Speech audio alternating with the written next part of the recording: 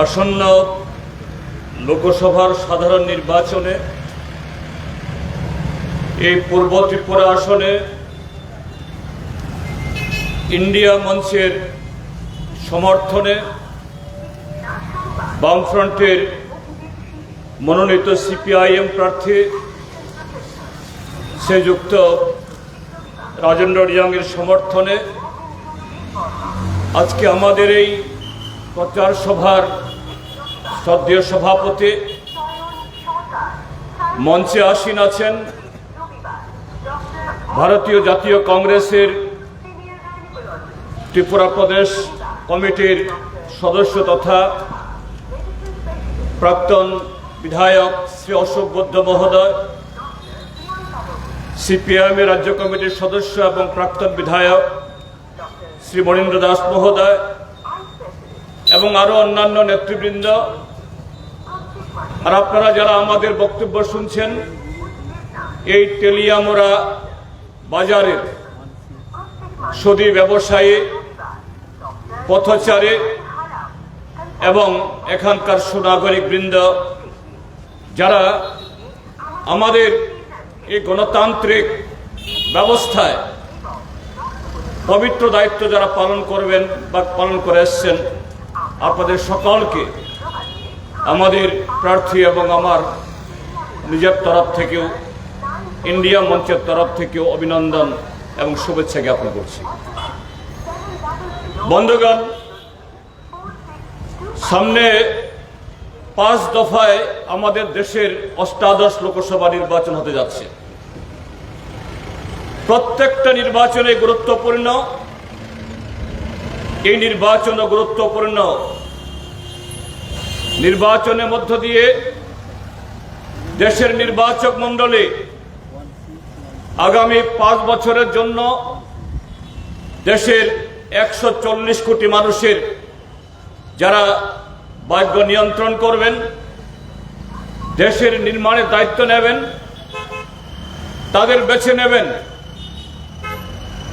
এটা ভোটারদের কাছে 5 বছর অন্তর তাদের প্রতিনিধি বাছাই করার যোগ্য নেতৃত্ব তাদের হাতে ক্ষমতা তুলে দেওয়ার জন্য এটা অবশ্যই একটা মস্ত বড় সুযোগ বা সুবর্ণ সুযোগ।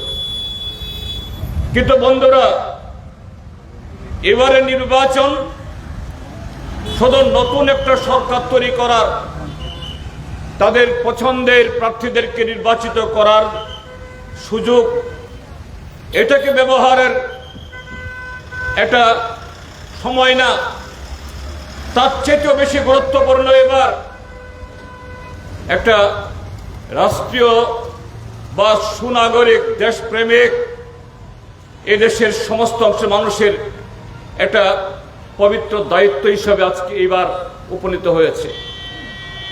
সে কারণটা ব্যাখ্যা করা দরকার নেই। গত 10 বছর এদেশের মানুষ যেভাবে প্রতারিত হয়েছেন, লুণ্ঠিত হয়েছেন, প্রতিদিন প্রতিনিয়ত অপদস্থ হচ্ছেন, সে অভিজ্ঞতা থেকে আমরা আজকে আমাদের সামনে বা আগামী নির্বাচন আমাদের কি দায়িত্ব হবে আমরা তা বুঝে নিতে পারি। গত 2টি নির্বাচন, ষোড়শ এবং সপ্তদশ নির্বাচন, ভারতের বর্তমান যারা শাসক দল নরেন্দ্র মোদীর নেতৃত্বে কিভাবে সরকার এসেছিল এই দেশের লোক আমরা সবাই জানি। এটাকে ভুলে গেলে হবে না, বিস্মৃত হলে হবে না। 2014 সালে তারা ক্ষমতা এসেছিল দেশের বেকারদেরকে মিথ্যা প্রতিশ্রুতি দিয়ে, কৃষকদেরকে মিথ্যা প্রতিশ্রুতি দিয়ে, দেশের প্রত্যেকটি পরিবারকে মিথ্যা প্রতিশ্রুতি, জিনিসপত্রের দাম কমাবেন সে প্রতিশ্রুতি দিয়ে, বিদেশ থেকে কালো টাকা এনে এই দেশের প্রত্যেক পরিবারের অ্যাকাউন্টে এই 15 লক্ষ টাকা করে জমা দেবেন, এই প্রতিশ্রুতি দিয়ে ক্ষমতায় আসার পর দ্বিতীয়বার তারা তাদের সে প্রতিশ্রুতিগুলো উচ্চারণ করেনি। 2019 সালে এই দেশের মানুষ তৈরি হচ্ছিলেন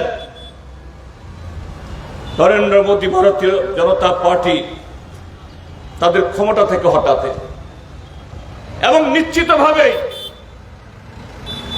গেল নির্বাচনে ভারতীয় জনতা পার্টির ক্ষমতা থেকে হটে যাওয়া এটা নিশ্চিত ছিল। কিন্তু নতুন চক্রান্ত আমাদের সামনে নিয়ে আসলেন। নির্বাচন ঘোষণা হওয়ার ঠিক প্রাক্কালে কাশ্মীরের পুলওয়ামাতে 40 জন আমাদের দেশপ্রেমিক সিআরপিএফ জওয়ানদের তাদের রক্ত রাজপথে লুটিয়ে দিয়ে এবং তা দিয়ে আবেগের একটা হাওয়া তুলে সে নির্বাচন তারা জিতেছে। নতুবা 2019 ভারতীয় জনতা পার্টি সরকার আসার কথা ছিল না। গত 5 বছর কিভাবে ঘটনা ঘটলো, সে পুলওয়ামা নিয়ে যে নাটক করলো, তা নিয়ে যে তদন্ত কমিটি হলো, আজকে 5 বছর শেষ হয়ে গেল, 5 বছর যেতে বেশি, এই তদন্তের রিপোর্ট বের হয় না। কিন্তু ইতিমধ্যেই সে ঘটনা কিভাবে ঘটানো হয়েছিল, কিভাবে এরকম একটা আবহ তৈরি করা হয়েছিল, উন্মোচিত হয়েছে। সত্য লুকানো থাকে না। তৎকালীন কাশ্মীরের রাজ্যপাল মাননীয় সত্যপাল মালিক তিনি প্রকাশ করে দিয়েছেন সেই ঘটনা হতে পারে। রাজ্যপাল হিসেবে তিনি বারে বারে তৎকালীন দেশের স্বরাষ্ট্রমন্ত্রী, স্বরাষ্ট্র মন্ত্রক, এমনকি প্রধানমন্ত্রীর দপ্তরে সতর্কতা পাঠিয়েছিলেন। সেই সতর্কতা শোনা হয়নি। তাদেরকে স্থলপথে পাঠিয়ে দিয়ে এই আক্রমণের সামনে তাদেরকে ফেলে দেওয়া হয়েছিল একটা পরিবেশ তৈরি করার জন্য। সেই সত্যপাল মালিক আজকে হুঁশিয়ারি দিচ্ছেন নরেন্দ্র মোদী বা ভারতীয় জনতা পার্টি তাদেরকে ভোট দেওয়া যাবে না। তারা দেশের জওয়ানের শত্রু, দেশের কৃষকদের শত্রু, দেশের যৌবনের শত্রু, এই দেশের আপামর মানুষের শত্রু। 2019 সালে জওয়ানদের রক্ত মারিয়ে পুনরায় সরকার আসার পর আমরা কি দেখেছি গত 5টা বছর? এই 5টা বছর আরো নতুন নতুন কায়দায় এদেশের কৃষক, শ্রমিক, ক্ষেতমজুর, দিনমজুর, যুবক, এদেশের সংখ্যালঘু অংশের মানুষ, এদেশের পিছিয়ে পড়া অংশের মানুষ, তাদেরকে কিভাবে আরো নিষ্পেষিত করা যায়। বিগত 7.5 দশকে এদেশের মানুষ বহু লড়াই সংগ্রাম করে আমাদের দেশের অর্থনৈতিক ক্ষেত্রেতে, সামাজিক ক্ষেত্রেতে, শিক্ষা ক্ষেত্রেতে, বিজ্ঞান প্রযুক্তি সমস্ত ক্ষেত্রেতে যে অর্জন করে এই দেশকে সমৃদ্ধ করেছে। জগৎ সভার শ্রেষ্ঠ আসনে দেশকে নিয়ে যাওয়ার যে স্বপ্নকে সাকার করার জন্য আমরা যেভাবে এগোচ্ছিলাম, যার ফসল এদেশের সমস্ত অংশের মানুষ ভোগ করতে পারত, তার অধিকার ছিল। গত 5 বছর সে অধিকারগুলোকে কেড়ে নিয়ে মুষ্টিমেয় কিছু পরিবার, একচেটিয়া পুঁজি, কর্পোরেট, তাদের হাতে তুলে দেওয়ার জন্য সমস্ত ধরনের ব্যবস্থাকে তারা সংকুচিত করেছে। পার্লামেন্টকে অন্যায়ভাবে ব্যবহার করে সেখানে জনগণের অধিকারকে আরো সম্প্রসারিত করা না, কিভাবে সংকুচিত করা যায় সেইভাবে পার্লামেন্টকে তারা ব্যবহার করেছে। তাদের একনায়তান্ত্রিক, স্বৈরতান্ত্রিক এবং পুঁজিবাদী ব্যবস্থাকে আরো বেশি শক্তিশালী করার জন্য। আপনারা দেখেছেন কিভাবে কৃষকদের বিরুদ্ধে কালো আইন তৈরি করা হয়েছিল। আপনারা দেখেছেন কিভাবে শ্রমিকদের যে অধিকার এটা কেড়ে নেওয়ার জন্য শ্রম কোড নামে নতুন আইন এনেছে।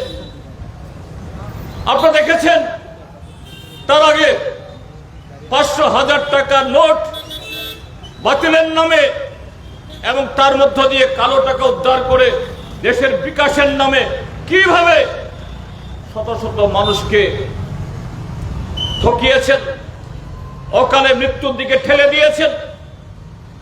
এদেশের খুচরা ব্যবসা, এদেশের যে ক্ষুদ্র শিল্প এটাকে ধ্বংস করা হয়েছে। আপনারা দেখেছেন করোনা মহামারীর সময়তে মানুষ যখন বিপদে পড়ে, সংকটাপন্ন হয়, যে কোনো মানুষ মানবিক সহযোগিতা দিয়ে, সহায়তা দিয়ে, হাত বাড়িয়ে তার পাশে দাঁড়ায়। কিন্তু সেই করোনার সময়তেও লকডাউন এবং আরো নানা ধরনের বজ্রকে যে থালা বাজানো, গোবর মাখা, এ সমস্ত কাণ্ড কারখানা করে এই দেশের লক্ষ লক্ষ মানুষকে মৃত্যুর দিকে ঠেলে দিয়েছেন, তাদেরকে কর্মচ্যুত করিয়েছেন। এবং সেই সুযোগ নিয়েও আমাদের দেশের একচেটিয়া কোম্পানি, অশোকবাবু এখানে বলেছেন, ওষুধের কোম্পানি করে মানবিকতার বিরুদ্ধে সবচেয়ে বড় শত্রুতা তারা করেছেন। এখানে শেষ না বন্ধুরা, আমাদের এই দেশ বহু জাতি, বহু ভাষাভাষী। এখানে শুধু হিন্দু, মুসলমান, শিখ, খ্রিস্টান ধর্মীয় সে বৈচিত্র্য না। আমাদের দেশে নানা ক্ষুদ্র ভাষা, ক্ষুদ্র জনগোষ্ঠীর মানুষ আছেন। ভারতের দীর্ঘ স্বাধীনতার আন্দোলনে সেই সিধু কানু থেকে শুরু করে সাঁওতালরা, মুন্ডারা, মুসলমান, শিখ, তফসিলিরা, সমস্ত অংশের মানুষ লড়াই করেই এই ভারত আজাদ হয়েছে, স্বাধীন হয়েছে। সেই ভারতীয়দের স্বপ্ন পূরণ করার জন্য আমাদের সংবিধান ডক্টর বি.আর. আম্বেদকরের হাত ধরে সেই সংবিধান তৈরি হয়েছে। সারা পৃথিবীর মধ্যে অন্যতম, যারা প্রান্তিক দুর্বল অংশের মানুষের জন্য সমবেথী।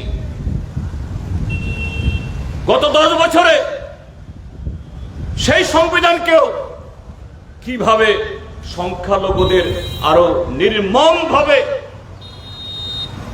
তাদের অধিকার কেড়ে নেওয়া যায়, তফসিলি জাতি, তফসিলি উপজাতি, তাদের বিকাশকে রুদ্ধ করা যায়, তার জঘন্য দপ্তকে ক্ষত আমরা এখন লক্ষ্য করছি মণিপুরে। সেখানে মেইতেই জনগোষ্ঠী এবং কুকি জনগোষ্ঠীর মধ্যে যুদ্ধ লাগিয়ে এই আরএসএস, ভারতীয় জনতা পার্টি, তারা তামাশা দেখছে।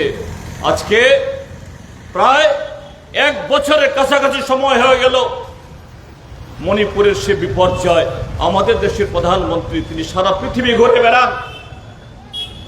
তিনি কোনো একজন সিনেমার নায়িকায় তার আঙ্গুলে চুট পেলে তিনি টুইট করেন, ফেসবুকে পোস্ট করেন। কিন্তু মণিপুরে কয়েক শত লোক সেখানে অকালে তার মৃত্যু হলো, হাজার হাজার মানুষ ঘর ছাড়া, বাড়ি ছাড়া হলো, জীবিকা হারালো। সেই মণিপুর সম্পর্কে 3 মিনিট কথা বলার তার অবকাশ নেই। মণিপুরে যাওয়ার জন্য তার সময় নেই। এইভাবে গত 10টি বছর এবং শেষের 5 বছর আমাদের দেশের নাগরিকদের উপরে আরো বেশি নির্যাতন, আরো বেশি আক্রমণ, তাদের অধিকারকে কেড়ে নেওয়ার আরো নগ্ন আক্রমণ করেছে। স্বাভাবিক তার বিরুদ্ধে এদেশের যারা গণতান্ত্রিক আন্দোলনের সাথে যুক্ত মানুষ, বিভিন্ন রাজনৈতিক দল, মতাদর্শগত কর্মসূচিগত ফারাক থাকলেও কিন্তু দেশের সংবিধান যখন দুর্বল হচ্ছে, নাগরিক অধিকার যখন কেড়ে নেওয়া হচ্ছে, দেশটাকেই যখন একচেটিয়া পুঁজির হাতে তুলে দেওয়া হচ্ছে, সেই সময় চুপ থাকতে পারে না, নীরব থাকতে পারে না। তারা ঐক্যবদ্ধ হয়েছে। সেই সংঘবদ্ধ প্রতিরোধকে মোকাবেলা করার জন্য নরেন্দ্র মোদী ভারতীয় জনতা পার্টির তার রাজনৈতিক নৈতিকতা, রাজনৈতিক সেই সাহস নেই। এটাকে মোকাবেলা করার জন্য তিনি সেই অগণতান্ত্রিক স্বৈরাচারী পথই ধরেছেন। সেই পথ ধরে আপনারা দেখেছেন নির্বাচিত প্রধান মুখ্যমন্ত্রী ঝাড়খণ্ডের এবং দিল্লির এই সাম্প্রতিককালে মাত্র স্বল্পকালীন ক্ষমতায় থাকার সুবাদে দিল্লির আম আদমি পার্টির সরকার দিল্লির মতো একটা জনবহুল রাজ্যে শিক্ষা এবং স্বাস্থ্য আরো বহু ক্ষেত্রেতে তাক লাগানো পরিবর্তন সেখানে এনেছে। মানুষ সমর্থন করেছে, বারে বারে তাদেরকে নির্বাচিত করেছে। যেখানে বিজেপি দেশের সরকার, সেই সরকারের রাজধানী, সেখানেই সমস্ত নেতৃত্ব, মন্ত্রিসভা, সেই রাজ্যে বিধানসভা নির্বাচনে সে আম আদমি পার্টিকে হারাতে পারছে না। সে আম আদমি পার্টিও আজকে এই ইন্ডিয়া মঞ্চের অন্যতম শরিক হিসাবে কিভাবে আগামী দিন দেশকে বাঁচানো, সংবিধানকে রক্ষা করা, সেই শপথ নিয়ে যখন নামছেন, তার বিরুদ্ধে মিথ্যা অজুহাতে শুধু দিল্লির মুখ্যমন্ত্রী না, দিল্লি সরকারের আরো কয়েকজন মন্ত্রী, সাংসদ, ইতিমধ্যে গত পরশুদিন একজন সাংসদকে জামিন দিতে বাধ্য হয়েছে এবং সে জামিন দিতে গিয়ে সুপ্রিম কোর্ট বলেছেন একজন সাংসদকে, একজন নাগরিককে শুধু একটা মিথ্যা অজুহাতে 6টি মাস জেলে পুরে রাখলো, তার কোনো প্রমাণ দাখিল করতে পারলো না, চার্জশিট দেওয়া দিতে পারলো না। ঠিক তেমনি অন্যদের ক্ষেত্রেতেও। কিন্তু বন্ধুরা, এটাই যদি বিচার হয়, এটাই যদি দুর্নীতির বিরুদ্ধে তার যুদ্ধ হয়ে থাকে, তিনি কথা বলতে চেষ্টা করেন আমি খাবো না, কাউকে খেতেও দেব না, যদি তাই হয়, ইলেকটোরাল বন্ড, নির্বাচনী বন্ড, যে আইন তৈরি হওয়ার সময়তেই সারা দেশ থেকে আপত্তি উঠেছিল, আমাদের সংবিধানে এইভাবে কোন একটা রাজনৈতিক দল একাই সমস্ত দেশের মানুষের অর্থ লুটবে, আর সে অর্থ লুটার জন্য ইডি, সিবিআই, ইনকাম ট্যাক্সকে ব্যবহার করবে, পুলিশ লেলিয়ে দেবে, গুন্ডা লেলিয়ে দেবে, রাষ্ট্র ক্ষমতার অপব্যবহার করে কোম্পানিগুলোকে ধ্বংস করে দেওয়ার চেষ্টা করবে।